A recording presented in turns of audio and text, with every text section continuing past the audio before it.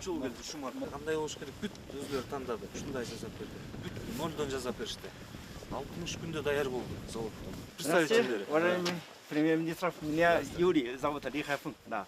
Представители это Ютунга, директора Центральной Азии. Ну, разрешите это коротко презентовать наши автобусы. Давайте показывайте. Кондиционер, все. Кондиционеры есть, отопление есть, это сиденье с мягкие покрытия. Да. Водительдер массажерный алып берейин. Канча орунда? 30 плюс 2. Анан эң бир дагы функциясы коляска түшүрө турганда автобустун бир жагына кыйшайып да берет. Безопасность жагынан каралган огнетушителер, даже двигательде 2 огнетушителер бар экен, өзү автоматически.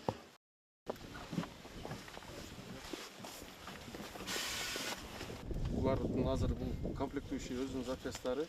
Анан мындан сырткары ар бир автобуска $1000 расходный запчасттарын кошумча бере турган болушту. Хорошо. Салатсыңар. Көпчүл айдагандар экен, салатсыңар. Баары бирдей комплектация. Бул жак уже спецтехникалар баягы 100 миллион гранттан спецтехникалар. Тазалык, зеленкоз ишканаларына. Булар уже башка экен, да? Бул хоо, официально хоо центр менен сүйлөштүк. Гарантиясы менен өткөздүк. Сонун жыгап калышты. Айдап көрдүңөр да? Айдап көрүштү. Айдап беришти. İşte versin. Şarkımızga işte versin. İyilik eме. Eң башкысы элибизде, жерибизде тынчтык болуп турсун, тынчтык болуп турса мына экономикабыз өсүп атат акырынан, көрүп атасыздар. Ошо бардыгыңыздарга ден соолук каалайм. Ийгилик болсун. Ушундай автоунаалар көбүрөөк келип турсун. Кийин мындай автоунааларды өзүбүз чыгара тургандай бололу.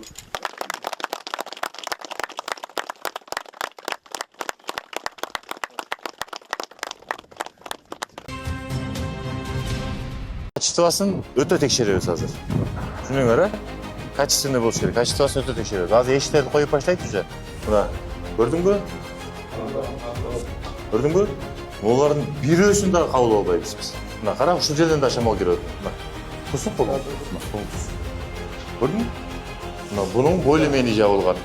Көрдүңбү? Жабылды, болду мына. Вообще ар бир нерсени текшерип чыгабыз айтып коюйт. Бул котельный Кыргызстанда бирөө эле. Жоқ, 100 жыл гарантия. Жылылык жакшы эле. Ишти кыла бергиле. Тездетишибиз керек болгону. Эмки жылы Кудайым буйрса толугу менен бүтүрөбүз. Эмки жылы толугу менен тапшырабыз. Май июндарда жартысын тапшырсак, Жылдын аягына чейин толугу менен. Ошондо бул жерде почти 5000ге жакын квартира. Бир чоң микрорайон болуп калды да. 4756 квартира. 4756 квартира. Толугу бир микрорайон болуп калды да. Бул жерде бүт детский площадкалары менен мына парковка, 1000ден ашык парковочный место. Эки урөндө болот. Эки урөндө. Андан сырткары мини футбольный полялар бүт ушул жерге бир 4-5 мини футбольный поле, анан кийин бүт детский площадкалар болот да. Ушул жерде Кудайым буйрса. Анан бул жер башка эң бийик Бишкекте мына 24 этаж. 24 этаждар бүт. Бардыгы бул жерде калганы 24 этаж. Биринчи этап 18 этаж болгон, калгандарын бардыгы 24 этаж да. О, жылуулук жакшы эле экен. Үйүңүздө. Кышкы былтыр дагы кышында жашагансызбы? Я. Батареяны кармаганда карма албай турган болуш керек да. Катуу суукта минусовой температура болот го. Ошондой муздак боло турган болсо, сразу айтышыңыз керек да. Жылуу болуш керек.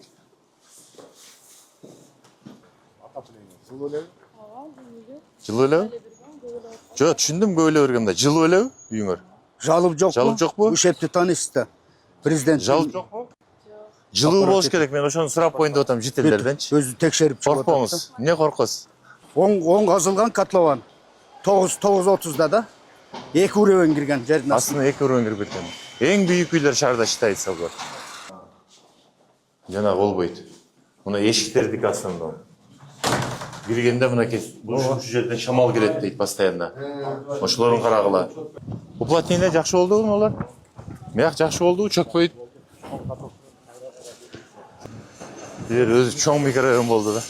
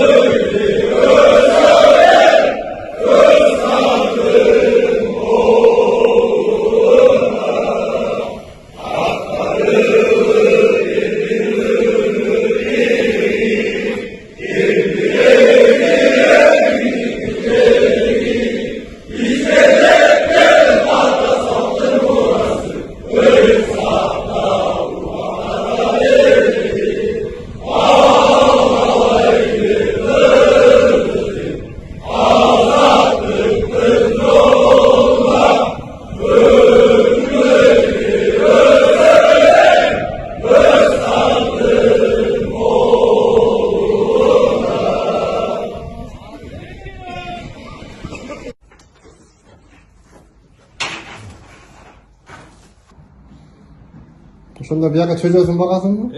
Бүт чөжөлөр биякта чоңуп атат. Не только беданы, баарыныкы. Биякта жамдан тарабыз да. 10 күндүк. Шиңлөөдө.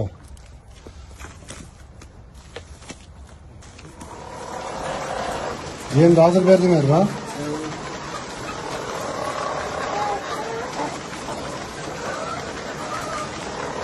Заводко жөнөдөн жеп аткан.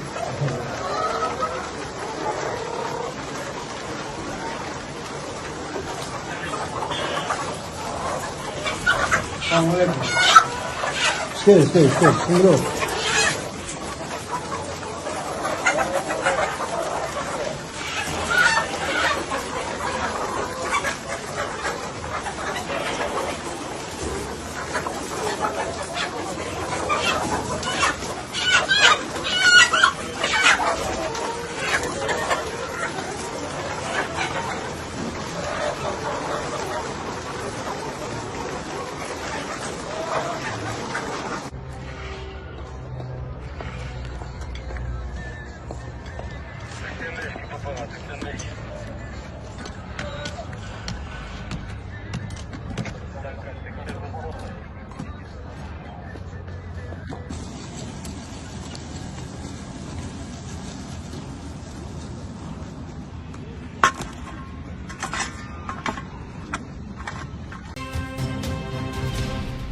Россиянын президенти Владимир Путин Кыргызстанга мамлекеттик сапары менен келет. Бул тууралуу Кыргыз Республикасынын президентинин администрациясынын тышкы саясат бөлүмүнүн башчысы Сагынбек Абдумуталип билдирди. Сапар Кыргыз Республикасынын президенти Садыр Жапаровдун чакыруусу менен өтөт жана эки өлкөнүн ортосундагы стратегиялык өнөктөштүк менен союздаштык мамилелерди өнүктүрүүдөгү маанилүү окуя болот. Сапардын жүрүшүндө жогорку деңгээлдеги сүйлөшүүлөр өтүп, эки тараптуу кызматташтыктын негизги маселелери каралат. Соода-экономикалык байланышты чыңдоого, инвестициялык жана өнөр жай кызматташтыгын кеңейтүүгө, аскердик техникалык жана маданий гуманитардык тармактардагы алакаларды өнүктүрүүгө, ошондой эле чөлкөмдөгү коопсуздук маселелерине өзгөчө көңүл бурулат. Сапардын жыйынтыгында мамлекет башчыларынын биргелешкен билдирүүсүнө жана соода-экономикалык, каржылык жана башка чөйрөлөрдө кызматташууну тереңдетүүгө багытталган бир катар эки тараптуу документтерге кол коюу пландалууда. Россия Федерациясынын президентинин алдыдагы мамлекеттик сапары достукка, ишенимге жана өз ара колдоого негизделген кыргыз-орус мамилелерин мындан ары бекемдөөнүн маанилүү баскычы болуп калат, деп белгиледи Сагынбек Абдумуталип. Бишкекте эки базар убактылуу жабылат. 25-27 ноябрь күндөрү Бишкектеги Ош базары жана Сары Өзөн базары иштебейт. Бул күндөрү Бишкекте жамааттык коопсуздук келишим уюмунун коопсуздук кеңешинин жыйыны өтөт. Ошондой эле бир катар борбордук көчөлөрдө унаа кыймылына чектөө киргизилет. Мындан тышкары, транспорттук басымды азайтуу максатында мектептер менен жогорку окуу жайлар убактылуу онлайн окутууга өткөрүлөт.